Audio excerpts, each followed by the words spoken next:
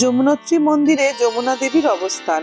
মন্দিরটি 3293 মিটার উচ্চতায় গাড়োয়াল হিমালয়ের পাদদেশে থাকা ভারতের ছোট চারধাম তীর্থস্থানের একটি। যমুনা নদীর মূল উৎসস্থল সমুদ্রপৃষ্ঠ থেকে 4422 মিটার উচ্চতায় কালিন্দ পর্বতে অবস্থিত হিমবাহ, যার নাম চম্পাসার। তবে সেই হিমবাহ যাওয়া খুবই দুর্গম। কথিত আছে অসিত মুনি সারা জীবন প্রতিদিন গঙ্গা ও যমুনায় স্নান করতেন।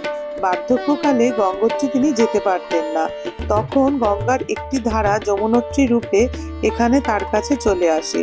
যে স্থানে এই মন্দির সেটাই অসিত মুনির আশ্রম মনে করা হয়, আর এটাই যমুনোত্রী মন্দির নামেই সকলে জানেন। অক্ষয় তৃতীয়ার শুভ দিনে মন্দির এবং স্থানটি প্রতি বছর খোলা হয়, যা সাধারণত এপ্রিলের শেষ সপ্তাহে বা মে মাসের প্রথম সপ্তাহে পড়ে।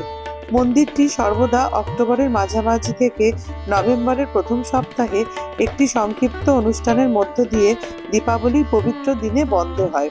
মূল মন্দিরটি 19 শতকে জয়পুরের মহারানী গুলেরিয়া নির্মিত করেছিলেন। তবে খারাপ আবহাওয়া, দুর্গম প্রাকৃতিক চ্যালেঞ্জের জন্য মন্দিরটি বেশ কয়েকবার রিনোভেট করা হয়েছে সাম্প্রতিককালে। যমুনোত্রী মন্দিরের কাছে আছে সূর্যকুণ্ড, যেখানে পাহাড়ের গহ্বর থেকে গরম জল বের হয়। ভক্তরা চাল এবং আলু কাপড়ে বেঁধে এই গরম জলে ডুবিয়ে দেবীকে ভোগ দেন। এটাই রীতি। রান্না করা ভাত এখানকার প্রসাদ, যেটা চাইলে বাড়িতে নিয়ে যাওয়া যায়। যমুনোত্রী আসার জন্য আপনাকে আসতে হবে জানকী চাট্টি। হরিদ্বার থেকে সরাসরি চলে আসতে পারেন, সময় লাগবে 8 ঘন্টার মতো। জানকী চাট্টির পরে আর কোনো গাড়ি যায় না।